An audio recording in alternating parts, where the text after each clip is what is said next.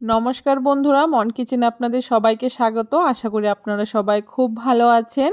শীতকাল মানেই পিঠে পুলির দিন, আর এই শীতে পুলি পিঠে হবে না তা তো হতেই পারে না। তাই আজকে খুব সহজে দুধ পুলি পিঠার রেসিপি আপনাদের সাথে শেয়ার করব। এই দুধ পুলি পিঠা বানানোটা যেমন সহজ, খেতেও কিন্তু লাগে দুর্দান্ত। তার জন্য খুব সহজে কিভাবে এই দুধ পুলি পিঠাটা তৈরি করেছি আজকে সেই রেসিপি আপনাদের সাথে শেয়ার করব। দুধ পুলি পিঠা তৈরি করার জন্য প্রথমে আমি নারকেলের পুরটাকে রেডি করে নেব। তার জন্য কড়াইতে পরিমাণ মতো নারকেল আর পরিমাণ মতো এখানে আমি পাটালি গুড় ব্যবহার করেছি। এখন খুব ভালো করে মিশিয়ে নিচ্ছি। গুড়টা দেওয়ার কারণে বেশ অনেকটাই কিন্তু জল ছেড়ে যাবে। জলটা যতক্ষণ না একদম শুকনো হয়ে নারকেলটা পাক এসে যাচ্ছে ততক্ষণ অবধি খুব ভালো করে নেড়েচেড়ে নারকেলটাকে রান্না করে নিতে হবে। দেখুন নারকেলের পুরটা আমার একদম রেডি হয়ে গেছে। এখন নামিয়ে ঠান্ডা করে নেব। আর এইদিকে আমি একটা চালের গুঁড়োর ডো তৈরি করব। তার জন্য এখানে আমি পরিমাণ মতো জল দিয়ে দিচ্ছি, তার সাথে স্বাদ মতো নুন দিয়ে জলটাকে খুব ভালো করে বলক তুলে নেওয়ার পরে এখানে আমি পরিমাণ মতো চালের গুঁড়ো দিয়ে দিচ্ছি। এইখানে আপনারা একটা জিনিস মাথায় রাখবেন, যতটা চালের গুঁড়ো দেবেন তার থেকে ডবল পরিমাণে জল ব্যবহার করতে হবে। তাহলেই দেখবেন খুব সুন্দর আঠালো একটা ডো তৈরি হয়ে যাবে। এইভাবে করে চালের গুঁড়োটাকে দেওয়ার পরে উনানের আঁচটাকে লোতে করে দিয়ে অনবরত নাড়াচাড়া করতে হবে যতক্ষণ না ডোটা কড়াই থেকে ছেড়ে আসবে আর ঠিক এইরকম একটা আঠালো ডো হয়ে যাবে ততক্ষণ অবধি খুব ভালো করে একটুখানি নেড়েচেড়ে নিতে হবে। ডোটা আমার একদম রেডি হয়ে গেছে। এখন নামিয়ে ঠান্ডা করে নিচ্ছি। চালের গুঁড়োর ডোটাকে ঠান্ডা করে নেওয়ার পরে হাত দিয়ে খুব ভালো করে একটুখানি মাখিয়ে নিচ্ছি। হাতের মধ্যে যদি একটুখানি লেগে যায় সেক্ষেত্রে সামান্য একটু ময়দা ব্যবহার করতে পারেন। চালের গুঁড়োর এই ডোটাকে আমি খুব ভালো করে আটা মাখার মতো করে মাখিয়ে নিয়েছি। এখন এখানে আমি এক এক করে পুলি পিঠাগুলোকে তৈরি করে নেব। তার জন্য প্রথমে চালের গুঁড়োর কিছুটা ডো নিয়ে হাতের মধ্যে খুব ভালো করে একটা গোল্লা পাকিয়ে নেব। আপনারা আপনাদের পছন্দ মতো পুলি পিঠাগুলোকে ছোটো কিংবা বড় সাইজ করে তৈরি করে নিতে পারেন। চালের গুঁড়োর এই ডোটাকে হাতের সাহায্যে খুব ভালো করে চেপে চেপে এরকম একটা বাটি মতো তৈরি করে নিয়ে তার মাঝখানে নারকেলের পুরটাকে দিয়ে দিচ্ছি আর তারপরে এইভাবে করে চেপে চেপে মুখটাকে আটকে দিচ্ছি। আর এইভাবে করে আমি একটা ডিজাইন তৈরি করে নিচ্ছি। হাত দিয়ে একটুখানি চেপে এইভাবে সামনের দিকে উল্টে দিলেই দেখবেন খুব সুন্দর একটা ডিজাইন তৈরি হয়ে গেছে।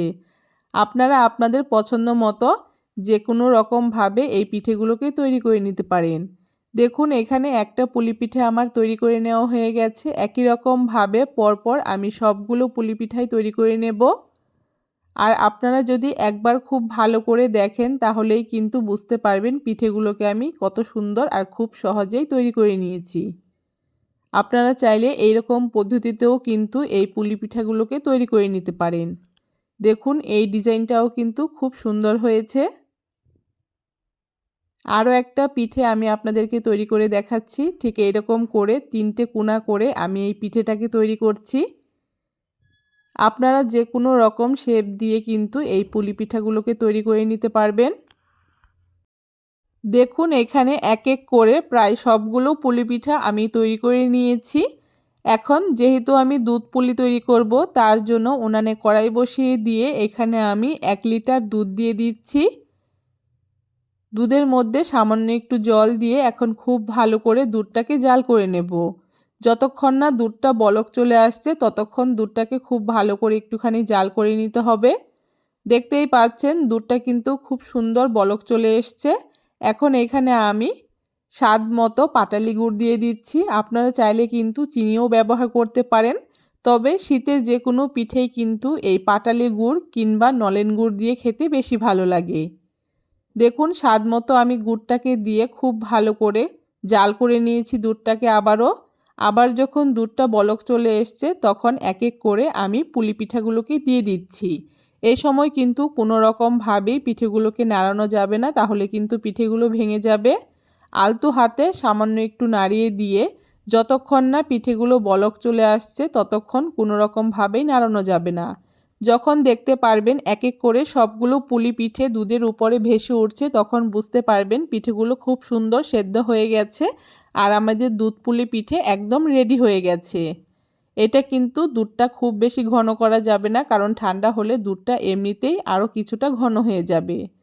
দুধ পুলি পিঠা কিন্তু আমার একদম রেডি হয়ে গেছে। আর পিঠেটা কতটা সুন্দর হয়েছে দেখে নিশ্চয়ই বুঝতে পারছেন। খেতেও কিন্তু দুর্দান্ত হয়েছিল। এখন পিঠেটাকে আমি একটা বাটির মধ্যে নামিয়ে নিচ্ছি। দেখুন পিঠেগুলো একটা বাটির মধ্যে নামিয়ে নিয়েছি। আর পিঠেগুলো কিন্তু কিছুটা ঠান্ডা হয়ে গেছে। আর দেখুন দুধটাও কিন্তু অনেকটাই ঘন হয়ে গেছে। আর দেখুন একটা পিঠেও কিন্তু আমার এখানে ভেঙে যায়নি, যেরম পিঠে ঠিক সেরমই আছে।